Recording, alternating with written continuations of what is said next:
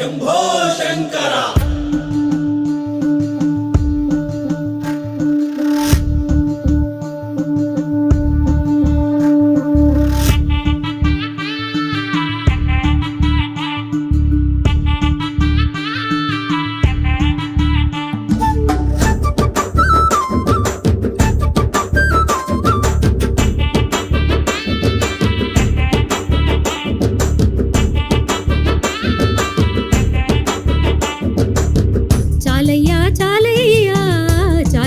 జంగమయ్యా నీవుంటే చాలయ్యా నా జన్మ ధన్యమయ్యా. చాలయ్యా చాలయ్యా చాలు చాలు శంకరయ్యా నీవే కైలాసమయ్యా నీవే నా మోక్షమయ్యా. బంధాలు బాధ్యతలు భవసాగర విచికలు మోహాలు తాపాలు అవినీతి బుడగలు క్షణికాలి జీవితాలు నువ్వు చాటే సత్యాలు. ఈశ్వరాయ త్రయంబకాయ రుద్రాయ నమో నమో సాత్వికాయ తారకాయ శాశ్వతాయ నమో నమో. 12 మంది ఆదిత్యుల్లో వృద్ధాదిత్యుడు ఒకరు. అందుకనే అక్కడ రాస్తారు కాశీఖండం. మిగతా వాటికి రాయడు, ప్రత్యేకించి కాశీఖండంలో చెప్పిన వాటికి అక్కడ రాస్తారు. ఈ ఆదిత్యుడిని దర్శించినటువంటి వాటికి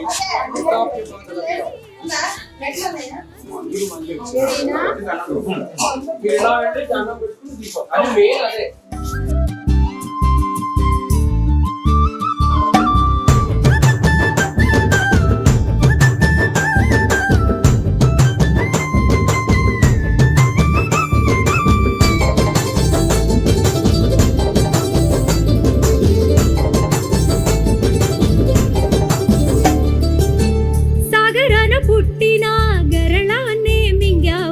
దివోదాసు అనే ఆయన కాశీని పరిపాలన చేస్తాడు.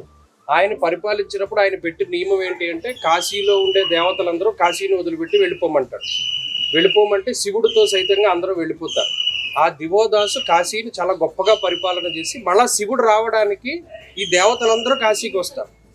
దేవతలందరూ కాశీకి వచ్చి ప్రతి చోట లింగాన్ని స్థాపిస్తూ ఉంటారు. కానీ దివోదాసుని మాత్రం ఏమీ చేయలేకపోతారు. చివరాకరణ గణపతి విష్ణువు వీరిద్దరూ వచ్చి దివోదాసు చేత శివుణ్ణి మళ్ళా కాశీలోకి వచ్చేట్టుగా చేయిస్తారు. ఇది కాశీఖండంలో ఉంటుంది, నేను చెప్తాను. ఇక్కడ ఉన్న ప్రధానమైన క్షేత్రాల్లో ఆది అన్నపూర్ణాదేవి గుడి ఇది, అంటే మొట్టమొదటి అన్నపూర్ణాదేవి గుడి. ఇది ఎవరికి తెలియదు, చాలా మంది ఇటు రారు. అలాగే అంగయాత్ర చేస్తాం కాశీలో. ధర్మేశ్వర్ మహాదేవ్ యమధర్మరాజు గారు లింగాన్ని ప్రతిష్ఠ చేసి ధర్మకూపాన్ని స్థాపించి ఆ ధర్మకూపం నుండి ధర్మేశ్వర మహాదేవ్ ఆయన 14 లింగాల్లో ఒకటి. అది కూడా చాలా గొప్ప లింగం. మోక్షలింగాల్లో ధర్మేశ్వర మహాదేవ్ అక్కడే వెనకాల. తర్వాత దివోదాసేశ్వర లింగం. దివోదాసి ఎవరైతే లింగాన్ని స్థాపించి ఆయన ఇది చేసినటువంటి ప్రాంతం ఉందో అది దివోదాసి యొక్క కూపం, అది ధర్మకూపము. అలాగే ఇది దివోదాసు లింగము, దివోదాసేశ్వర లింగం అది. ఇది ఆది అన్నపూర్ణాదేవి గుడి, అది ధర్మేశ్వర మహాదేవ్ దేవాలయం. సో ఒక్కొక్కళ్ళు దర్శనం చేసుకోండి, అన్నపూర్ణాదేవిని దర్శనం చేసుకుని ఇలా వచ్చి అప్పుడు విశాలాక్షి గుడి దగ్గరికి వెళ్ళాలి. విశాలాక్షి గుడికి వెళ్తారు కానీ ఇవి తెలియదు లోపల. ఇవి ప్రధానమైనటువంటి లింగాల్లో. అమృతం ఇచ్చిన అందరిది అన్నావు, ఓ కైలాసం వెలుగుతూ నీ రాకకు చూస్తున్నా, బూడిద వంటితో శ్మశానాన తిరుగుతావే. నీ కరుణ ఎవరిదో నీ కోపం ఎవరికో అర్థం కావురా నీ లెక్కే వేరురా. అర్థం కావురా నీ లెక్కే వేరురా. ఈశ్వరాయ త్రయంబకాయ రుద్రాయ నమో నమో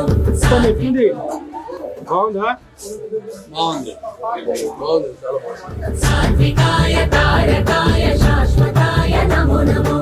ఈశ్వరాయ త్రయంబకాయ రుద్రాయ నమో నమో సాత్వికాయ తారకాయ శాశ్వతాయ నమో నమో. చాలయ్యా చాలయ్యా अन्नपूर्णे प्राणवल्लभे ज्ञानवैराग्य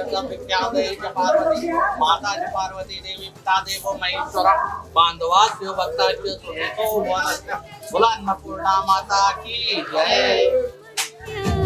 చాలు చాలు జంగమయ్యా నీవుంటే చాలయ్యా నా జన్మ ధన్యమయ్యా.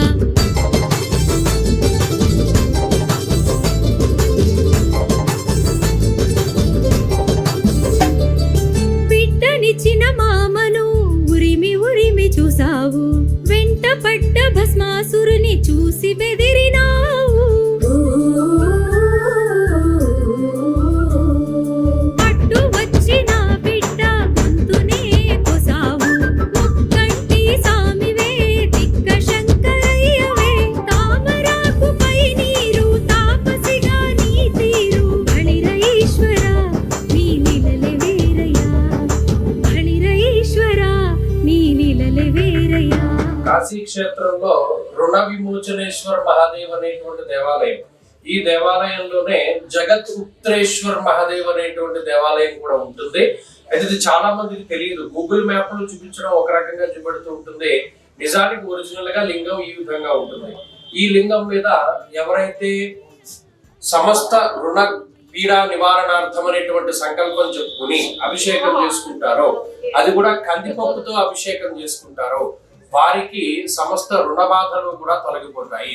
అలాగే సత్వ భూ ప్రాకార రోగ వ్రణ సాహస శస్త్రాగ్ని సందర్శనోత్పాదన భ్రాతృకారము పూజ అన్నారు. అంటే శరీరంలో ఉండేటువంటి రోగాలకి, రుణాలకి, శత్రు బాధలకి కూడా కుజుడే కారకుడు. కాబట్టి ఈ లింగాన్ని ఎవరైతే ఆరాధన చేస్తారో వారికి శత్రు బాధలు పోతాయి, రుణ బాధలు పోతాయి, అనారోగ్య సమస్యలు కూడా తొలగిపోతాయి అనేది కాశీఖండంలో మనకి చెప్పినటువంటి విషయం.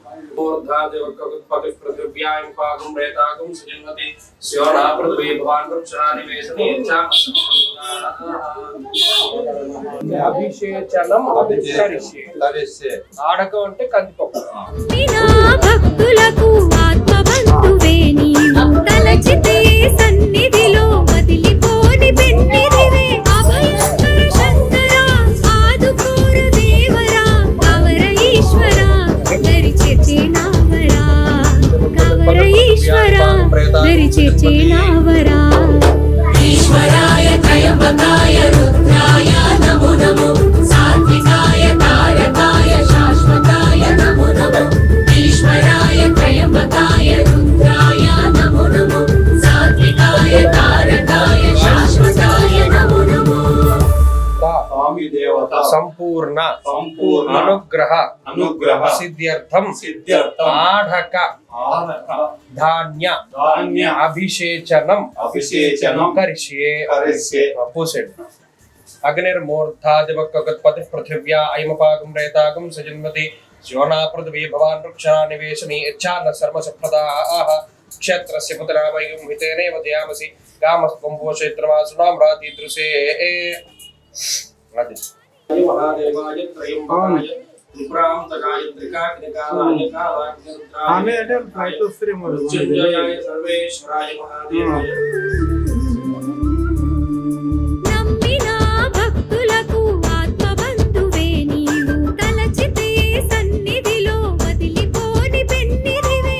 అభయంకర శంకర ఆదుకోర దేవరా, కవర ఈశ్వర. కాశీ క్షేత్రము, కాశీ అనేటువంటిది పరమశివుడి యొక్క త్రిశూలాగ్రం పైన ఉంచబడినటువంటి ప్రాంతం. అంటే 3 శూలాలు ఉంటాయి కదా, అందులో ఒక శూలపు అగ్రం పైన అంటే దానిపైన ఈ ఓంకారేశ్వరుడు ఉంటాడు, చివరి శూలం పైన కేదారేశ్వరుడు ఉంటాడు, మధ్య శూలం మీద కాశీ విశ్వనాథుడు ఉంటారు. మనం గౌరీ కేదారేశ్వరుడు చూసాం, అలాగే మనం ఉజ్జయిని మహంకాళేశ్వరుడు చూసాం, పొద్దున రామేశ్వర లింగం చూసాం. ఇప్పుడు 4వది ఓంకారేశ్వర లింగం. అంటే మనం 12 జ్యోతిర్లింగాల్లో 4 జ్యోతిర్లింగాలు చూసాం. అలాగే త్రిశూలాల పైన ఉంచబడినటువంటి ప్రాంతాల్లో 2టిని మనం చూసాం. ఒకటి ఓంకారేశ్వరుడు, ఈ మధ్యలో సరాసరి దీనికి స్ట్రైట్ గా ఉంటుంది విశ్వనాథుడి లింగం, దానికి స్ట్రైట్ గా దక్షిణంలో కేదారేశ్వరుడి లింగం ఉంటుంది. ఈ 3 త్రిశూలం పైన ఉన్నటువంటి 3 పాయింట్లు అన్నమాట. ఆయన దీన్ని పైకెత్తి నుంచోబెట్టాడు. ఇది చాలా శక్తివంతమైనటువంటి లింగం, ప్రణవ లింగం అంటారు, ఓంకారానికి సంబంధించినటువంటి లింగం. కాబట్టి దండం పెట్టి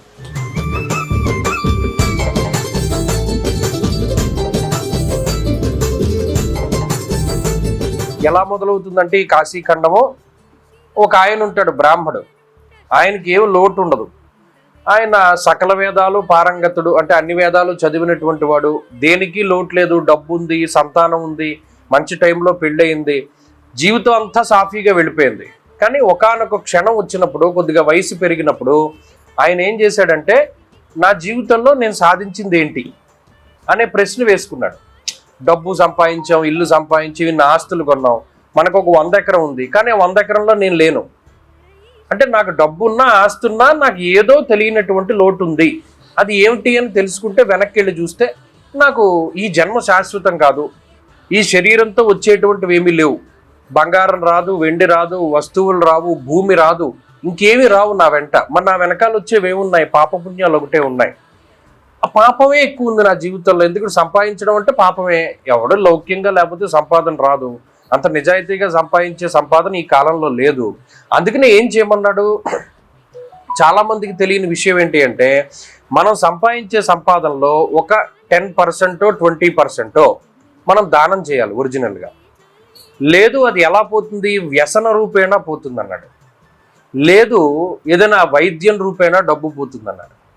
కాబట్టి ఏదైనా దాన ధర్మాలు చేస్తే మనకు 100 వచ్చింది అనుకోండి, ఓ 10 20 ఎవరికైనా దానం చేయమన్నాడు. అలా చేస్తే ఈ ఖర్చు పెట్టేటువంటి డబ్బు మనకి వ్యసన రూపేణా కానీ లేదు వైద్యం రూపేణా కానీ ఖర్చు అవ్వదు, ఎవడికోడికి ఇచ్చేసాం అయిపోయింది.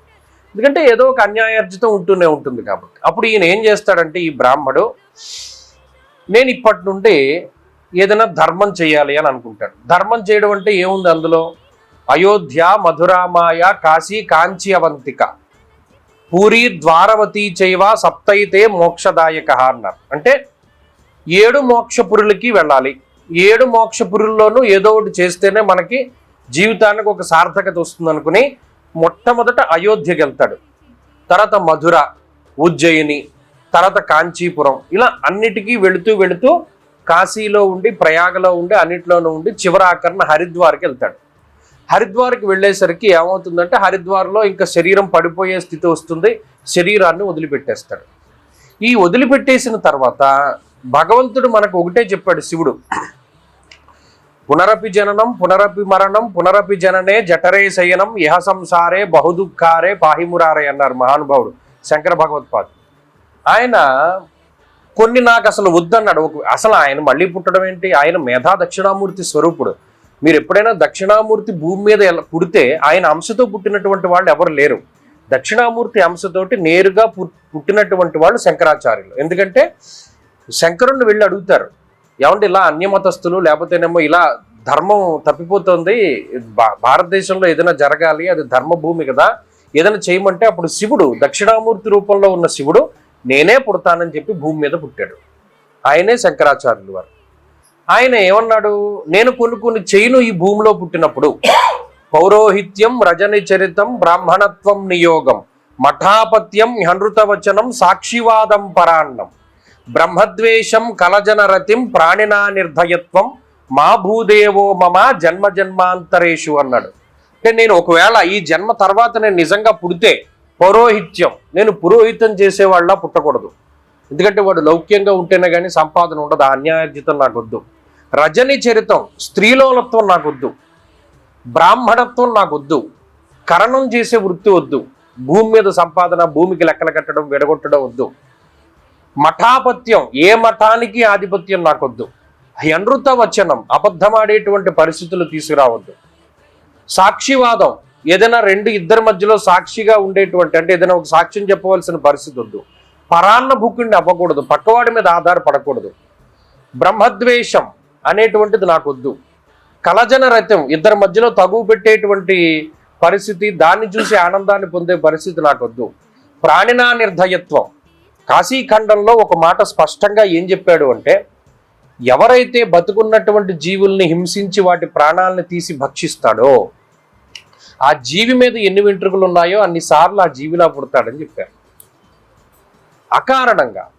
అకారణంగా కారణం లేకుండా చేస్తే జీవహింస అనేటువంటిది మంచిది కాదు అన్న ఉద్దేశంతో అది చెప్పాడు. ఇప్పుడు అది ఎలా పెరిగిపోయిందో మనందరికీ తెలుసు.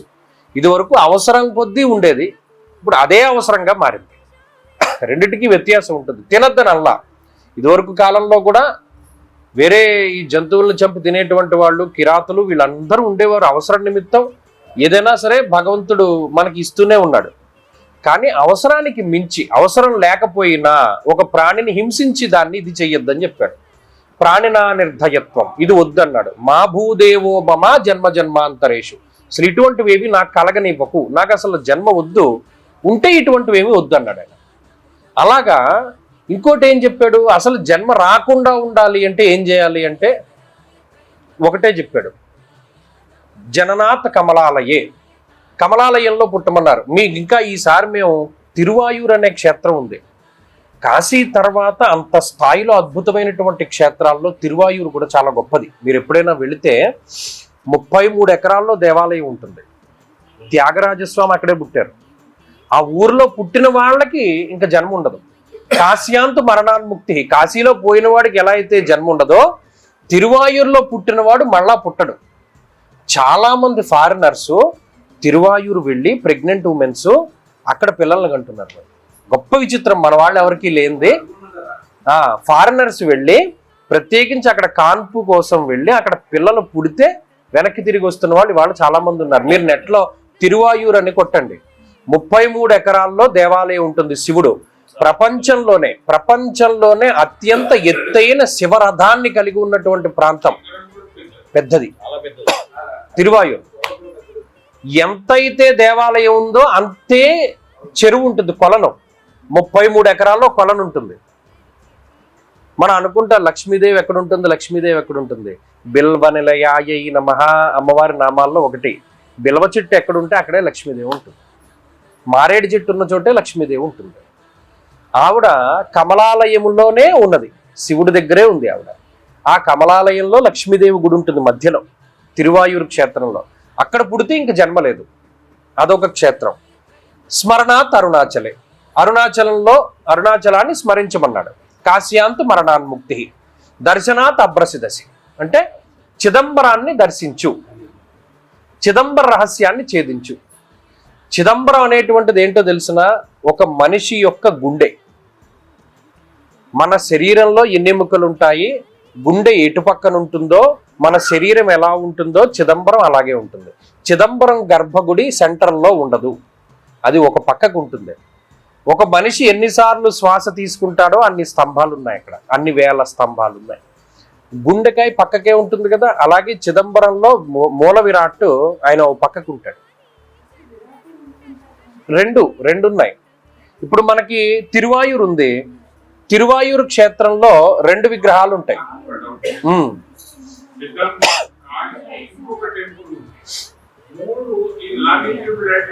ఒకేలా ఉంటాయి, అవును కరెక్ట్.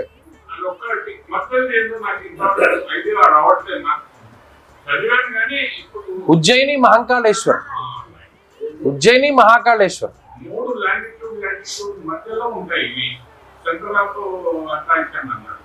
ఉజ్జయిని మహాకాళేశ్వర్ గొప్ప విషయం. ఆయన మహాకాలుడు అని ఎందుకన్నారంటే ఆ టైంకి సంబంధించిన జోన్ లైన్ ఆయన గుడి మించే వెళ్తుంది, టైం జోన్ లైన్ ఆయన మించే వెళ్తుంది న్యూఢిల్లీకి సంబంధించి. అయితే ఇవన్నీ కూడా ఏంటి అంటే గొప్ప క్షేత్రాలు.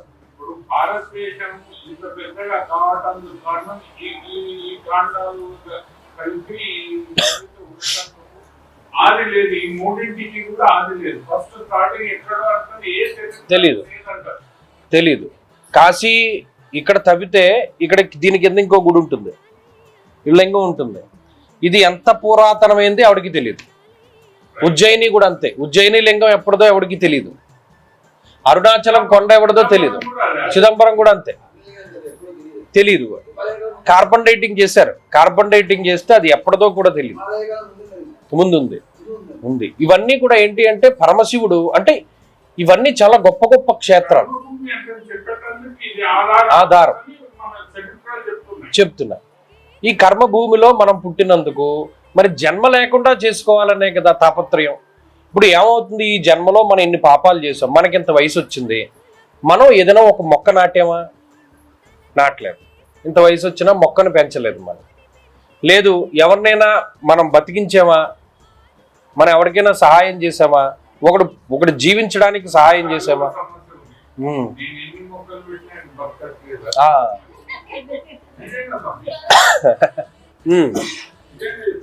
అప్పుడు ఏమవుతుందంటే, నేను ఇది కేసు చూశాను. ఒకళ్ళు ఉన్నారు, ఎన్ని మొక్కలు వేసినా బతకట్లేదు అంటే వాళ్ళకి రుణం ఉండదు, వాళ్ళు రుణగ్రస్తులు కాదు. నేను చాలామంది సంతానం లేని వాళ్ళతో మాట్లాడుతూ ఉంటాను. మాకు పెళ్ళి అయ్యండి, 40 ఏళ్ళు అయింది, 50 ఏళ్ళు అయింది, సంతానం లేదు, దత్తత తీసుకుందామని అంటూ ఉంటారు. కొద్దిగా కటువుగా ఉన్న నేను ఏం చెప్తానంటే, మీరు అదృష్టవంతులు, మీకు రుణానుబంధ రూపేణ పశుపతిని సుతాలయ, రుణం ఉంటేనే పుడతారు, మీకు రుణం లేదు.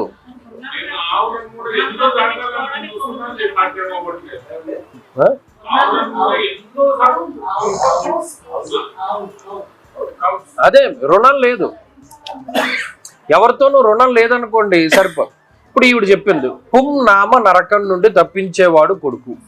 పుం అనేటువంటి నరకం.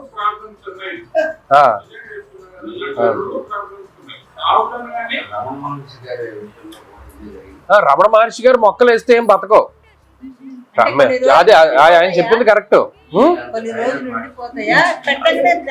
అంటే బతకదు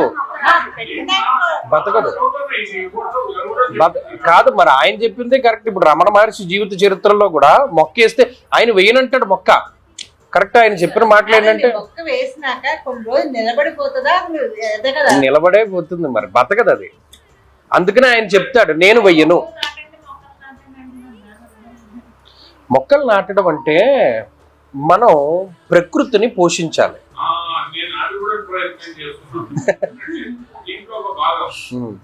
వాస్తవమైన వ్యవసాయం ఎలా చేయాలనే దానికి నాకు ఒక చింతన. ప్రకృతి వ్యవసాయమే ముఖ్యమనే ఆలోచన నేను గోబర్ గ్యాస్ తయారు చేసిన, అన్ని తయారు చేసిన, ఎన్ని ప్రయత్నాలు చేసినా నాకు ఎదురు నాకు సాధ్యం అవ్వట్లేదు. ఆ కర్మ లేదు. అప్పుడు నేనేం చెప్తాను, లేదు ఆ సంతతి లేకపోయిన వాళ్ళు నేనేం చెప్పానంటే చాలా మందికి మీకు ఆ రుణం లేదు కాబట్టి మీరు ఏ కాశీయో వెళ్ళిపోండి, మీకు ఇంత డబ్బు ఉంది కదా, ఈ డబ్బు ఎవరి పేరు మీద నామినీ పెట్టేసుకోండి. ఇచ్చేసారు, మీకంటే ఇచ్చారు, లేని వాళ్ళ గురించి చెప్పారు. నామినీ పెట్టేసుకోండి, కాశీలో ఉండిపోండి, కాశీలో జీవనాన్ని సాగించండి. అప్పుడు మీరు అందులో కాశ్యాంత మరణాన్ముక్తి, కాశీలో ఇదైతే మళ్ళా పుట్టనక్కర్లేదని చెప్పారు. కాబట్టి ఇలాగా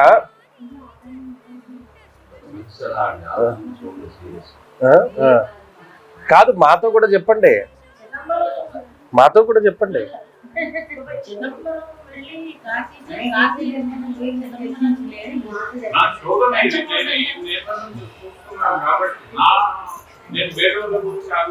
లేదు ఎప్పుడు కూడా నా గురించి ఆలోచన చేస్తాను. అవును,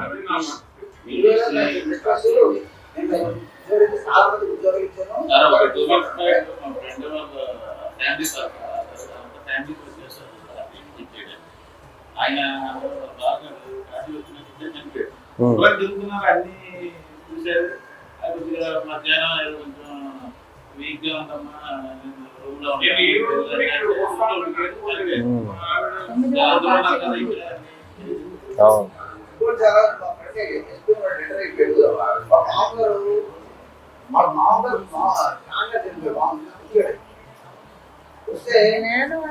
మన కర్మలను దగ్ధం చేసుకోవడానికే ప్రయత్నం చేస్తున్నాం. ఇప్పుడు నిన్న మనం వెళ్ళాం, దర్శనం చేసుకున్నాం అనేక. ఇవాళ వారాహి అమ్మవారి దర్శనం చేసుకున్నాం. ఆవిడ శక్తి స్వరూపిణి, మనలో శక్తిని ఇస్తుంది. 2 సార్లు ఆయన పిలిచి మరీ చూడమన్నారు. తర్వాత ఇవాళ చూసినటువంటి లింగాల గురించి మాట్లాడుకుందాం. వాళ్ళ మొట్టమొదట మనం క్షేమేశ్వరుడి దగ్గర స్నానం చేసాం, సంకల్పం చెప్పుకున్నాం, ఆయనకు అభిషేకం చేసుకున్నాం. ఎప్పట్లాగానే గౌరీ కేదారేశ్వరుని చూసాం, చింతామణి గణపతిని చూసాం, ఇంటికి వచ్చాం. ఇక్కడ నుండి బయలుదేరి మనం డైరెక్ట్ గా వారాహి అమ్మవారిని మంగళవారం నాడు ప్రత్యేకించి పంచమి నాయకి వారాహి, ఇవాళ పంచమి తిథి. నేను ఎందుకు పట్టుబట్టి మంగళవారం తీసుకెళ్ళానంటే సాధారణంగా మంగళవారం చాలా పవర్ఫుల్, పంచమి రోజునే వెళ్ళడం అనేటువంటిది ఇంకా పవర్ఫుల్. అందుకనే వాడు మనల్ని ఏదైనా అడిగినా నేను ఇచ్చేసే వెళ్ళాను. ఎందుకు ఆమెకి పేరు పంచమి నాయకి వారాహి అంటారు. మరి అటువంటి కాశీ క్షేత్రపాలిక పంచమి తిథి రోజున మంగళవారం రోజున మనకి దర్శనం ఆవిడ పిలిచి ఇచ్చింది. అసలు అవ్వదు మనకి, కానీ ఆవిడ వెనక్కి వెళ్ళిపోతుంటే ఆ పిల్ల మనల్ని పిలిచి ఏమంటే మీరు వెళ్ళిపోకండి, 300 ఇస్తే నేను దర్శనం చేయిస్తానని చెప్పింది. మనం చూసేసాం ఇప్పుడే. అవును,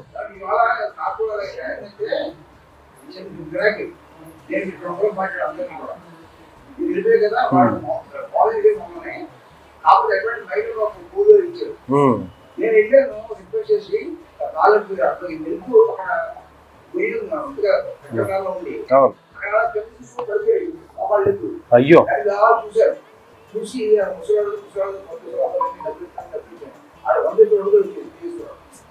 అమ్మ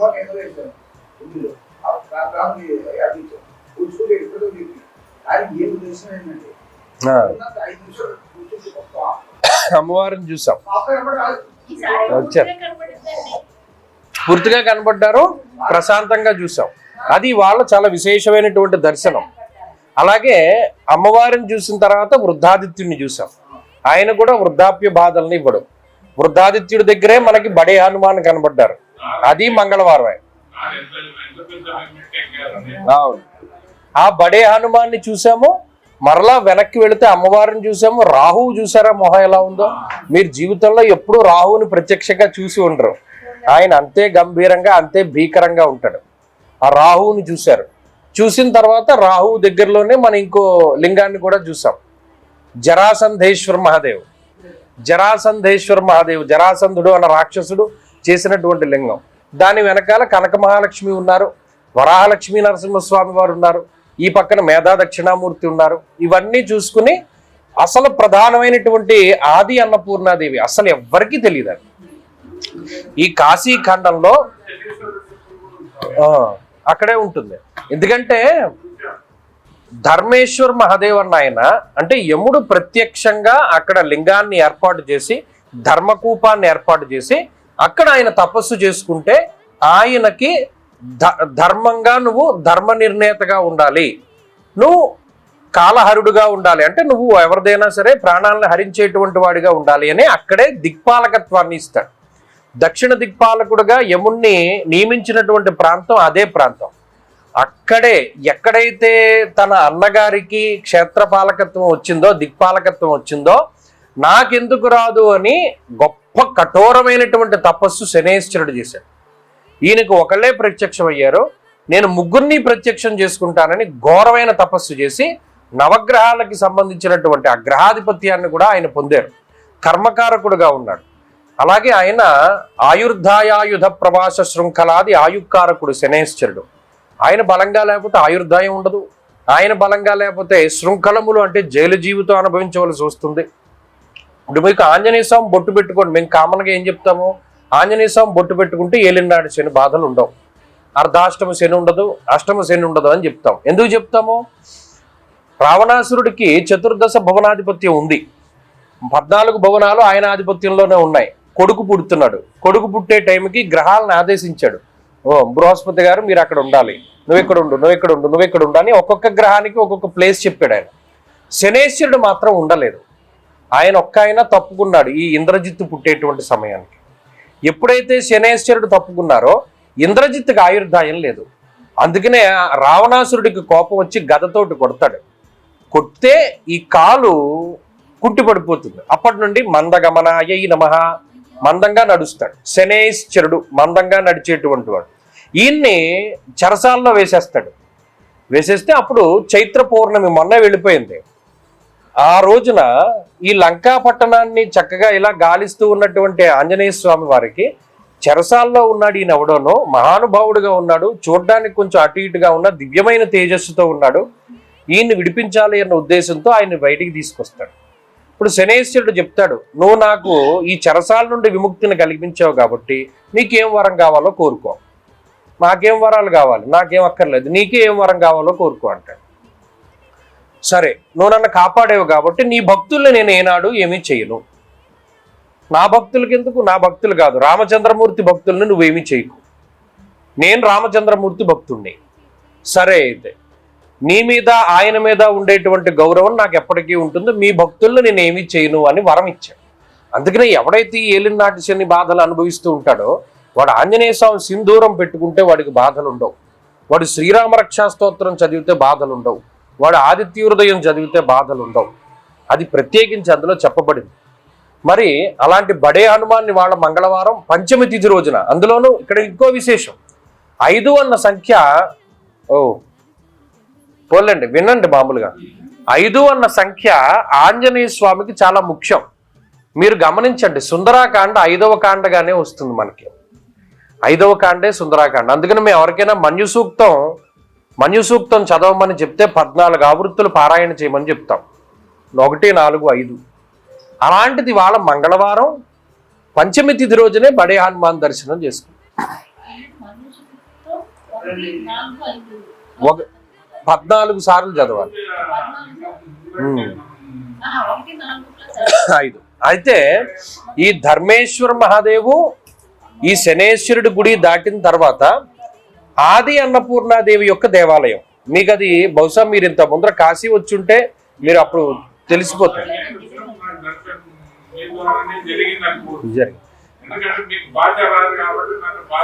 అవును, ఆయన నన్ను టెస్ట్ చేశాడు. వీడు చెప్పాడు వీడికి వచ్చా రాదా అని.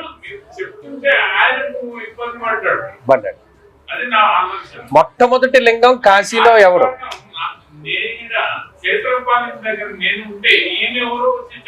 చెప్తున్నా కనిపించింది. ఆయన నన్ను అడిగాడు, కాశీలో మొట్టమొదటి లింగం ఎవరు స్థాపించారు? శివుడే మొట్టమొదటి లింగం స్థాపించాడు. అప్పటికి అసలు శివుడికి లింగాకారమే లేదు. అలాంటి లింగమే అవిముక్తేశ్వర లింగం. అవిముక్తేశ్వర లింగం అన్నది కాశీలో ఉన్నది. అది ఎవ్వడికి కనబడదు. అప్పటికి ఇంకా అసలు లింగ రూపం లేదు శివుడికి, అప్పటికే లేదు. అదే మీకు చెప్పాను, ఈ కాశీ ఖండంలో మనం ఎంటర్ అయ్యేటప్పుడు ఈ విషయాలన్నీ తెలుస్తాయి.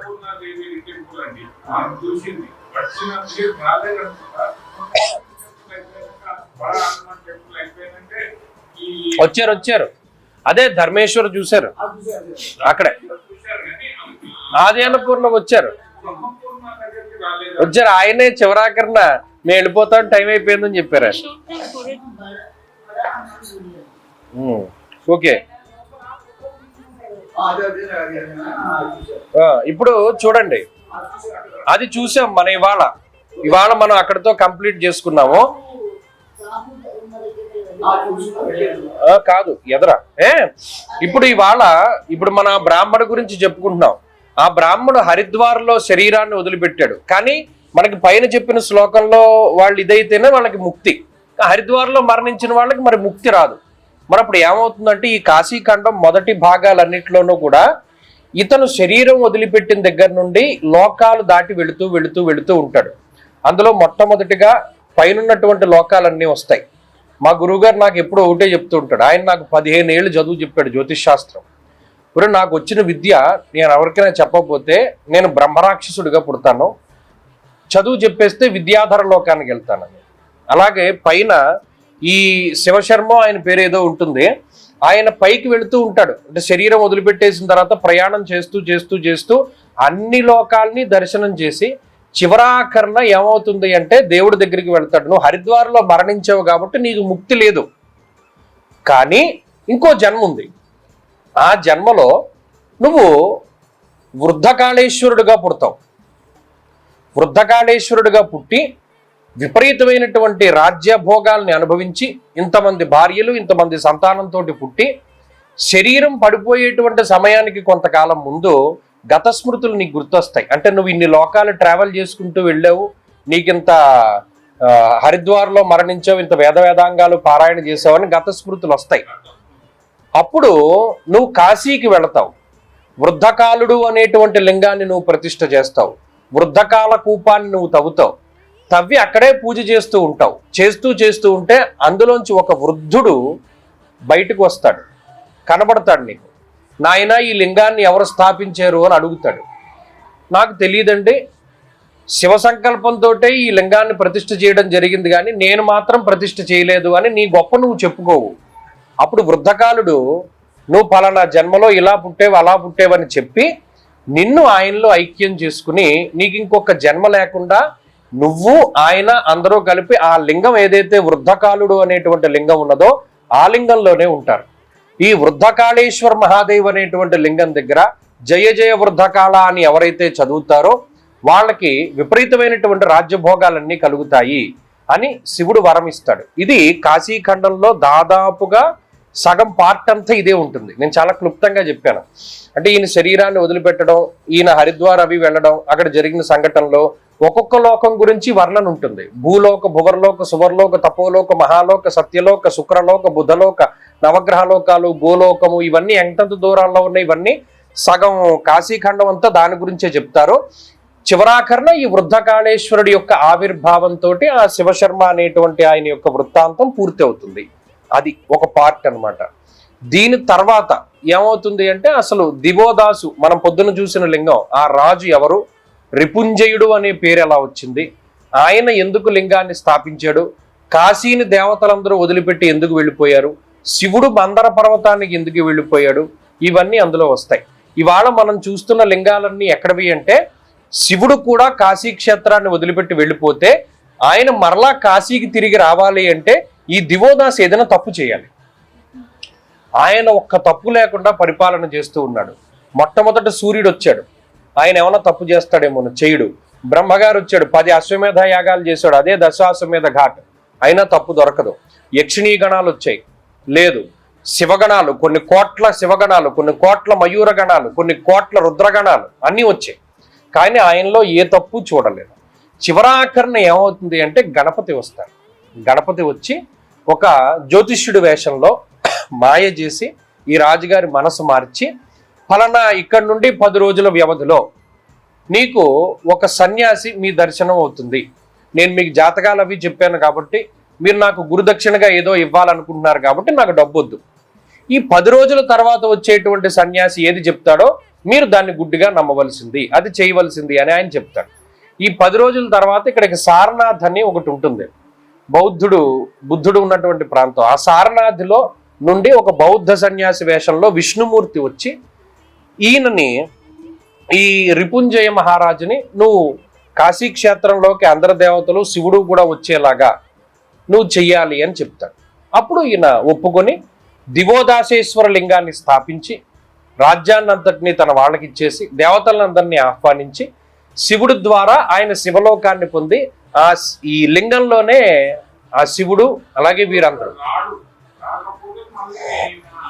చివరాఖరణ శివుడు వస్తాడు. మరలా ఈ శివుడు ఇక్కడ నుండి వదిలి వెళ్ళిపోయే టైంలోనే అవిముక్తేశ్వర లింగాన్ని స్థాపిస్తారు. సో ఇది కాశీఖండానికి సంబంధించింది. చివరాఖరణ శివుడు రావడంతో ఆ కాశీఖండంలో 2వ భాగం పూర్తి అవుతుంది. ఆ తర్వాత భాగాల్లో ఏముంటాయి అంటే దండపాణి ఎవరు, కాలభైరవుడు ఎవరు, బిందుమాధవుడు ఎవరు, ద్వాదశాదిత్యుల వృత్తాంతం ఏంటి, అష్టభైరవుల వృత్తాంతం ఏంటి, ధర్మేశ్వరుడి వృత్తాంతం ఏంటి, ఇలా లింగానికి సంబంధించిన వృత్తాంతాలు అవి ఉంటాయి. ఇలా 3 భాగాలుగా కాశీఖండం ఉంటుంది. ఇవాళ ఒక భాగాన్ని మనం చెప్పుకున్నాం చాలా సూక్ష్మంగాను, రేపు చెప్పబోయేటువంటివి చాలా పెద్దగా ఉంటాయి. అసలు ఎందుకు శివుడు వెళ్ళాడు, ఎలా వెళ్ళారు, ఇవన్నీ అందులో ఉంటాయి. అవన్నీ రేపటి నుండి చూద్దాము. ఇవాళ మనం చూసినటువంటి లింగాలు, నిన్న చూసినటువంటి లింగాలు చాలా విశేషమైనటువంటివి. ఇందులో మీరే చూశారు, మన గతంలో ఎప్పుడూ చూడనటువంటివి. రేపు అష్టభైరవుల యొక్క దర్శనం చేసుకుంటాం. అది ఇవాళ మనం గంగాహారతి ఇచ్చే టైం అవుతుంది కాబట్టి అక్కడికి వెళ్ళిపోయి గంగాహారతి చూసి అన్ని ఘాట్లు తిప్పి చూపించమని అడుగుతాం. హర నమః పార్వతీపతయే, హర హర మహాదేవ్.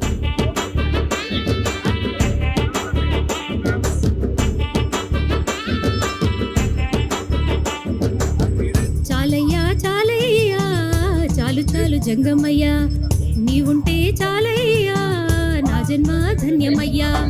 చాలయ్యా చాలయ్యా, చాలు చాలు శంకరయ్యా, నీవే కైలాసమయ్యా, నీవే నా మోక్షమయ్యా.